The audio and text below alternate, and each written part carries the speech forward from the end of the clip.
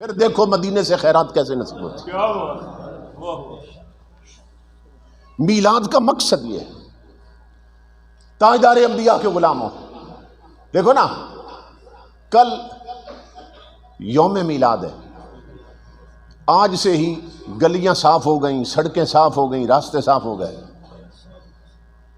اور بینر لگ گئے اور جھنڈیاں لگ گئیں۔ تو یہ جو راستے صاف کیے ہیں اور سڑکیں صاف کی ہیں، تو یہاں سے کس نے گزرنا ہے جو ہم نے صاف کیے ہیں؟ خود ہم نے گزرنا ہے، ہم نے ہی گزرنا ہے نا جلوس لے کر۔ تو سڑکیں صاف ہو گئیں، گلیاں صاف ہو گئیں، تو امام الانبیاء آواز دے رہے ہیں مدینے سے، او میرے امتی، اور تو نے وہ سڑکیں اور گلیاں صاف کر لی جہاں سے تو نے گزرنا ہے۔ تیری 50 سال عمر ہو گئی، 60 سال عمر ہو گئی، تو ابھی تک وہ دل صاف نہ کر سکا جہاں میں نے ٹھہرنا ہے۔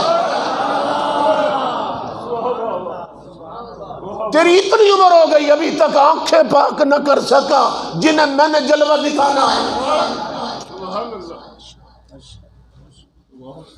اپنی جگہ صاف کر لی تو نے، میری جگہ بھی تو صاف کر جہاں میں نے اترنا ہے۔ امام الانبیاء کے غلاموں، اب کون بچا ہے جس کی آنکھیں پاک رہی ہوں، جس کے کان پاک رہ گئے ہوں؟ اور قرآن کہتا ہے قد افلح من تزکا، کا فلاح پو پائے گا، جنت اسے ملے گی، محمد عربی کے قدموں تک رسائی اسے نصیب ہوگی جس نے اپنے آپ کو پاک کر لیا۔ آج نہ آنکھیں پاک رہ گئی، نہ کان پاک رہ گئے، نہ زبان پاک رہ گئی، نہ دل پاک رہ گئے۔ جہاں جاؤ گانے ہیں، فلمیں ہیں، بے حیائی کا ماحول۔ آقا کے دل پہ کیا بیت رہی ہوگی؟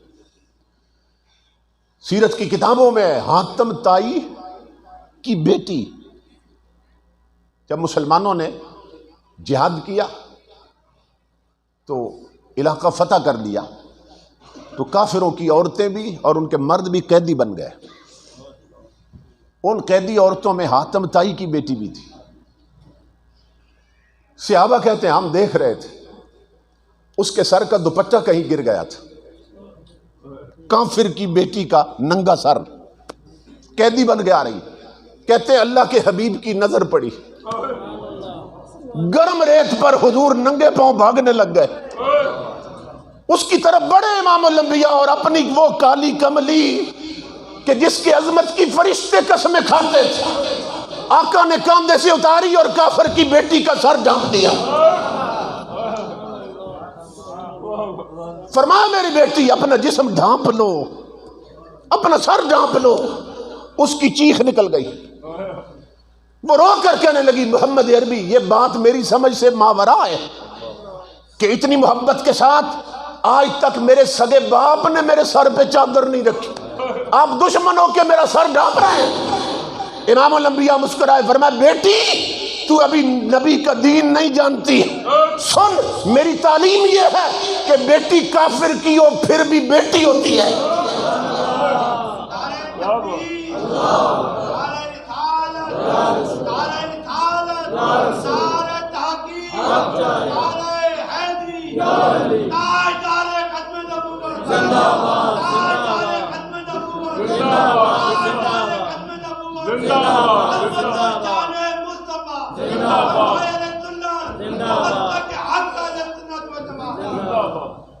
میرے بزرگوں، میرے بھائیوں، میرے بیٹوں، میری ماں بہنوں، بیٹیوں، سوچو، اور جس رسول نے کافر کی بیٹی کا ننگا سر دیکھا تھا، دل اتنا تڑپا تھا کہ اپنی چادر اس کے سر پہ ڈال دی تھی۔ آج اس نبی کا کلمہ پڑھنے والیوں نے سر تو کیا آدھے جسم ننگے کر لیے، مصطفیٰ کے دل پہ کیا بیت رہی ہوگی؟ وہ جو رہ رہے ہیں مدینے میں، کوئی ان کو جا کے یہ دے خبر، وہ چلی ہے زور کی آندیاں کہ چمن حضور کا اڑ چلا۔ میلاد کا مقصد پہچانو، حضور اس دنیا میں کیوں تشریف لائے تھے؟ ہماری عظمت رفتار امام الانبیاء کے غلاموں، اللہ ہمیں پھر نصیب کر دے۔ وہ پگڑیاں عزت کی جو گر چکی ہیں وہ پھر سروں پہ آ جائیں، وہ دوپٹے جو اتر چکے ہیں وہ پھر آ جائیں سروں پہ، آنکھوں کا چھنا ہوا حیا پھر آنکھوں کو نصیب ہو جائے۔ میری ماں بہنوں بیٹیوں اور بزرگوں، ایک کتاب ہے، اس کتاب کا نام ہے دلائل الخیرات شریف۔ یہ پوری کتاب جو ہے نا، یہ شروع بھی درود پاک سے ہوتی ہے، ختم بھی درود پاک پہ ہو جاتی ہے۔ یہ درود و سلام سے بھری ہوئی کتاب ہے، اور جتنے بھی اولیاء کرام ہیں آج بھی، جو گزر چکے ہیں وہ بھی، بالخصوص چشتیہ سلسلے کے جتنے اولیاء ہیں، وہ صبح سویرے فجر کی نماز کے بعد اس کتاب کو وظیفے کے طور پہ پڑھتے ہیں۔ اس کی تلاوت کی جاتی ہے۔ اس کی 7 منزلیں مقرر ہیں۔ جمعہ کو شروع کرتے ہیں، 1 منزل پڑھتے ہیں روزانہ، پھر اگلے جمعہ وہ ختم ہو جاتی ہے پوری کتاب۔ درود ہی درود ہے، سلام ہی سلام ہے حضور۔ اس کتاب کے جو لکھنے والے ہیں نا، وہ ایک بہت بڑے اللہ کے ولی اور بہت بڑے عالم گزرے ہیں، حضرت شیخ محمد بن سلیمان الجزولی رحمۃ اللہ تعالی علیہ۔ تو کسی بندے نے ان سے پوچھ لیا کہ حضرت آپ کو یہ کیسے خیال آیا، آپ نے ایک ایسی کتاب لکھ دی جو ساری درود و سلام سے بھری ہوئی؟ تو وہ رونے لگ گئے۔ فرمایا میرے ساتھ ایک واقعہ پیش آیا تھا، اور اس واقعہ کو دیکھ کر نہ میں نے قسم کھائی تھی کہ اب ایسی کتاب لکھوں گا جو پوری درود و سلام سے بھری ہوگی۔ اب سننا میری ماں و بہنوں بیٹیوں، وہ واقعہ کیا تھا جس کو دیکھ کر یہ خیال پیدا ہو۔ تو پوچھنے والے نے پوچھا کہ وہ کیا واقعہ تھا۔ آپ فرمانے لگے کہ میں مصر کے کسی گاؤں میں گیا، کسی علاقے میں، اور زور یا عصر کی نماز پڑھنی تھی میں نے، اور ابھی وضو بھی کرنا تھا میں پانی کی تلاش میں تھا، کہیں سے پانی ملے اور وضو کر کے نماز پڑھوں۔ وہ کہتے ہیں کافی تلاش کے بعد مجھے ایک کنواں نظر آیا۔ میں کنویں پہ پہنچا تو وہاں پہنچ کے میں پریشان ہوا کہ وہاں ڈول اور رسی نہیں تھی، اور پانی بہت گہرا تھا۔ تو میں نے سوچا کہ اب میں پانی کیسے نکالوں۔ کنویں پہ کھڑا ادھر ادھر دیکھ رہا تھا۔ اب میری طرف دیکھیے، وہ فرماتے ہیں یہ کنواں تھا نا، کنویں کے ساتھ جڑواں کسی غریب کا کچا سا گھر تھا۔ اس گھر کی چھت پر 7-8 سال کی ایک بچی بیٹھی ہوئی تھی۔ کنواں گھر کے پچھواڑے میں تھا، پچھلے حصے میں، اور ساتھ گھر جڑا تھا۔ وہ بچی چھت پہ کھیل رہی تھی۔ میں ادھر ادھر دیکھ رہا تھا کہ اب پانی کیسے نکالوں۔ اس بچی نے نا کھیلنا چھوڑ دیا اور میری طرف دیکھا، اور مجھے کہنے لگی من انتا، آپ کون ہیں؟ وہاں عربی بولی جاتی۔ میں نے کہا انا محمد بن سلیمان الجزولی۔ میں نے نام بتایا، میں نے کہا میری بیٹی میں محمد بن سلیمان الجزولی ہوں۔ اب ان کے نام کا ڈنکا تو پورے مصر میں بجتا ہے۔ تو بچی پوچھنے لگی کہ چچا جان کیوں پریشان کھڑے ہیں؟ تو میں نے کہا بیٹی میں نے وضو کرنا ہے، نماز پڑھنی ہے، کنویں پہ آیا تھا لیکن یہاں ڈول اور رسی نہیں ہے، تو اب پریشان ہوں کہ پانی کیسے نکالوں۔ محمد بن سلیمان کہتے ہیں وہ بچی ہنس پڑی میری بات سن، اور اس نے بڑا فصیح جملہ بولا عربی زبان میں۔ کہتے ہیں بچی بولتی تھی منہ سے پھول جڑتے تھے۔ بچی مجھے کہنے لگی چچا انت الذی یثنی علیک الخیر وانت تتحیر بما تخرج به الماء من البئر۔ چچا بڑے افسوس کی بات، تیری ولایت کے ڈنکے بستیوں میں بج رہے ہیں اور تجھ سے کنویں سے پانی بھی نہیں نکلتا ہے۔ وہ کہتے ہیں میں سمجھا، بچی نے میری بات ہی نہیں سمجھی ہے۔ میں نے پھر دہرائی بات، میں نے کہا میرے بیٹا ڈول اور رسی نہیں ہے کنویں میں، پانی بہت گہرا ہے، تو ڈول اور رسی کے بغیر میں پانی کیسے نکالوں؟ تو کہتے ہیں بچی نیچے نہیں اتری چھت سے، اوپر سے ہی نہ جھک گئی کنویں کی طرف، اور مجھے کہنے لگی چچا میں بتاتی ہوں پانی کیسے نکالنا۔ محمد بن سلیمان کہتے ہیں لوگوں اللہ کی عزت کی قسم اس بچی نے کنویں میں تھوک دیا۔ میں اندازہ نہیں کر سکا لوگوں کہ تھوک نیچے پہلے پہنچا ہے یا پانی اچھل کے پہلے باہر نکلا ہے۔ بچی کہنے لگی چچا اب کر لے وضو، پانی یوں نکالتے ہیں۔ کنواں فوارہ بنا ہوا تھا، کناروں سے پانی باہر جا رہا تھا، چچا اب کر لے وضو۔ محمد بن سلیمان کہتے ہیں لوگوں مجھے تو وضو ہی بھول گیا۔ میں نے یوں ہاتھ باندھے بچی کو، میں نے ہاتھ باندھے، میں نے کہا اقسم باللہ بما نلت هذه المنزلہ، او میری بیٹی اب میں وضو بعد میں کروں گا، پہلے مجھے یہ بتا اس چھوٹی سی عمر میں اتنے اونچے درجے کیسے پا لیے کہ تیرے تھوک کے چند قطرے کنویں کو مضطرب کر دیتے ہیں اور کنواں فوارہ بن گیا تیرے تھوک ڈالنے سے. بتا اس چھوٹی عمر میں اتنے اونچے درجے کیسے پا لیے؟ کہتے ہیں بچی پھر ہنس پڑی، ہنس کر کہنے لگی اتنے بڑے عالم ہیں اور یہ بھی نہیں جانتے یہ درجے کیسے ملتے ہیں. میں نے کہا، میں نے ہاتھ باندھے، میں نے کہا میں تیرے منہ سے سننا چاہتا ہوں، تو بتا یہ رتبہ کیسے پایا؟ تو بچی کہنے لگی چچا پھر سن، ماں بہنوں بیٹیوں سننا.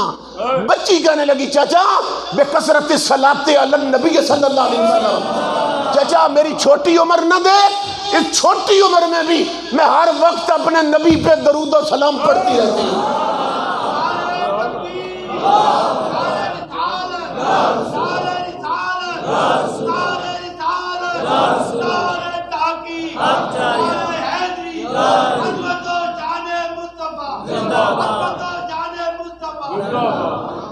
چچا میں روٹی بھی کھاؤں تو نبی پہ درود پڑھتی رہتی ہوں، میں سہیلیوں میں کھیلوں بھی تو نبی پہ درود پڑھتی رہتی ہوں. اور چچا وہ زبان جو ہر وقت مدینے والے پہ درود پڑھتی رہے اس میں یہ تاثیریں آ ہی جاتی ہیں. اب کر لے وضو. محمد بن سلیمان کہتے ہیں کنواں کنارے سے بہ رہا تھا، کہتی اب کر لے وضو. میں وضو کے لیے جھکا نا، پھر بچی نے آواز دی، مجھے کہنے لگی چچا جانتے ہیں وہ کون ہے جن پر درود پڑھ کے یہ رتبے ملتے ہیں؟ چچا جانتے ہیں وہ کون ہے؟ میں نے ہاتھ باندھے، میں نے کہا میں جانتا تو ہوں لیکن لگتا ہے انہیں پہچانتی تو زیادہ ہے، میں تیرے منہ سے سننا چاہتا ہوں، بتا وہ کون ہے. بچی پھر بولی اور پھول جھڑے، کہنے لگی چچا سن وہ ہیں اذا مشى في البر الاکثر تعلقت الوحوش باذیالہ، کہ وہ اتنے کریم ہیں اگر جنگل میں بھی چلے جائیں تو وحشی درندے جھاڑیاں چھوڑ کر اس کی کالی کملی سے لپٹ جاتے ہیں.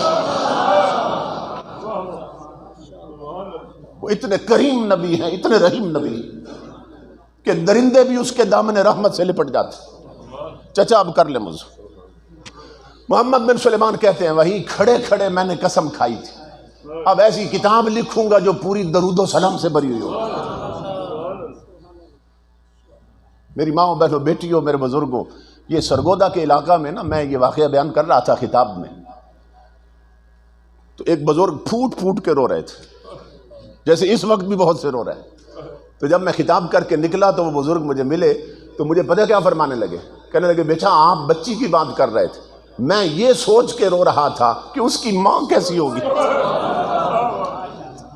جس گھر کی 7 سال کی بچی کا مقام یہ ہے اس کی ماں کا درجہ کیا ہوگا. اس لیے کہ بچیاں خود کچھ نہیں بنتی، ماں کے بنانے سے بنتی ہیں. جیسی ماں ہو ویسی بیٹیاں ہوتی ہیں، جیسی ماں ہو ویسی بیٹیاں ہوتی ہیں. حیدرآباد دکن کا سٹیج تھا نا، انڈیا میں حیدرآباد دکن، ہمارے ہاں حیدرآباد سندھ ہے، وہاں حیدرآباد دکن ہے. بہت بڑا جلسہ ہو رہا تھا. ایک ہندو عورت تقریر کر رہی تھی اور تقریر کرتے ہوئے اس نے کہہ دیا، دیکھا کہ مسلمانوں کا بہت بڑا اجتماع ہے، کیونکہ عورتیں تقریر کریں تو پھر مسلمان تو اکٹھے ہو ہی جاتے ہیں. اس نے دیکھا مسلمان ہے، میں انہیں نا ایک سوال کرتی ہوں. اس ہندو عورت نے سوال کر دیا، مسلمانوں مجھے ایک بات کا جواب دو، 14 صدیوں میں تمہارے اندر صرف ایک حسین پیدا ہوا ہے، دوسرا حسین کیوں نہیں آیا؟ کوئی نہیں بولا، کیونکہ سٹیج کے گرد سب جوان کھڑے تھے. انہوں نے کیا جواب دینا تھا؟ وہ سمجھ گئی جواب نہیں ہے ان کے پاس. تقریر پھر اس نے شروع کی اور تھوڑی دیر کے بعد پھر پوچھنے لگی، مسلمانوں میں نے ایک سوال کیا تھا تم نے جواب نہیں دیا. 14 صدیوں میں ایک امام حسین آئے، دوسرا حسین کیوں نہیں آیا؟ کسی نے جواب نہیں دیا. اس نے پھر تیسری بار یہی سوال کر دی. جوان تو کوئی نہیں اٹھا سامنے سے. پیچھے ایک بزرگ بیٹھے تھے، وہ کھڑے ہو گئے، جن کی آنکھوں میں حسن مصطفیٰ کے جلوے تھے، جس بزرگ کے سینے میں عشق محمدی کا سمندر تھا. اٹھ کر فرمانے لگے، ہندو بیٹی سون، تو نے سوال بڑا عجیب کر دیا. کہ 14 صدیوں میں ایک حسین کیوں آیا ہے؟ سن، اس کا جواب یہ ہے، حسین آ سکتا ہے، فاطمہ جیسی ماں نہیں ملتی ہے۔ حسین آ سکتا ہے، علی جیسا باپ نہیں ملتا ہے۔ نہ فاطمہ جیسی مائیں رہی، نہ علی جیسے باپ رہے، تو حسین کہاں سے لائیں؟ اگر مائیں ٹی وی پر انڈیا کی فلمیں دیکھیں، باپ بازاروں میں آوارہ گردی کریں، تو پیدا ہونے والے بچے ڈسکو ڈانسر بنتے ہیں، رب رسول کے باغی بنتے ہیں۔ اور اگر مائیں تہجد گزار بن جائیں، باپ مسجدوں کی زینت بنے رہیں، تو پیدا ہونے والے بچے کوئی میر علی شاہ بنتا ہے، کوئی خادم حسین رضوی بنتا ہے۔ لبیک لبیک لبیک یا رسول اللہ، لبیک لبیک لبیک یا رسول اللہ، لبیک لبیک لبیک یا رسول اللہ، لبیک لبیک لبیک یا رسول اللہ، لبیک لبیک لبیک یا تاجدار ختم نبوت، تاجدار ختم نبوت، نعرہ تکبیر، نعرہ رسالت، نعرہ تحقیق، نعرہ تحقیق، نعرہ حیدری، نعرہ غوثیہ۔ سبحان اللہ۔ اس لیے میری ماں بہنوں بیٹیوں، اپنے مرکز کی طرف آؤ، تمہاری جگہ بازار نہیں، کملی والے کا مسلح ہے۔ اپنے ہاتھوں سے ٹچ موبائل پھینک دو، سیرت فاطمہ زہرا کی کتابیں تھام لو۔ جوانوں، قرآن الماری کے لیے نہیں بنے تھے، تمہاری جھولیوں کے لیے بنے۔ اپنی جیب میں سورہ یاسین رکھتے پھرو، اور ٹچ موبائلوں سے ہر وہ منظر ڈیلیٹ کر دو جس نے مدینے کے نقشے دھندلا دیے۔ یہ میرا آخری پیغام ہے تجھ کو سنبھلنا تو ہے اب وقت، سنبھل جا اے بحر عمیق، اپنے کناروں سے اچھل جا، غافل تجھے پا کر لے آئے ہیں پھر جان۔ یہ بے حیائی کا ماحول، یہ اترے ہوئے دوپٹے، یہ پارکوں میں عورتوں کا ننگے سر پھرنا، یہ ٹی وی پر ڈانس، ڈرامے، فلمیں، یہ جال ہے تیرے ایمان کو ختم کرنے کے لیے۔ غافل تجھے پا کر لے آئے ہیں پھر جان، تو باز ہے بلبل نہیں، بستان سے نکل جا۔ باطل سے نہ ڈر، جنگ کے میدان میں اتر جا، رکھ حق پہ نظر، ماہو سریا سے گزر جا۔ کی تجھ کو حسین ابن علی نے یہ وصیت، مرنا ہے تو ڈر موت سے، جینا ہے تو مر جا۔ تقدیر الہی کے نوشتے بھی وہی ہیں، اللہ بھی وہی، اس کے فرشتے بھی وہی ہیں۔ اتریں گے ملائک تیری امداد کو اب بھی، گر ذات خدا سے تیرے رشتے بھی وہی ہیں۔ اپنے ٹوٹے ہوئے رابطے مدینے سے پھر بحال کرو، پاؤں کو مسجدوں کے راستوں پہ چلنے کا عادی بناؤ، گھر کے ماحول کو اسلامی بناؤ، وہ بچوں کو شریعت والا پردہ کرنا سکھاؤ۔ بہت اولاد کو سیکھنے کے قابل ہو تو اسے انگلش میڈیم سکولوں میں بعد میں بھیجو، ان کی گھٹی میں نبی کا قرآن پھیلے ڈالو، تاکہ ہماری نسلوں میں حضور کا دین چلے۔ 4 یاروں کی شامل سے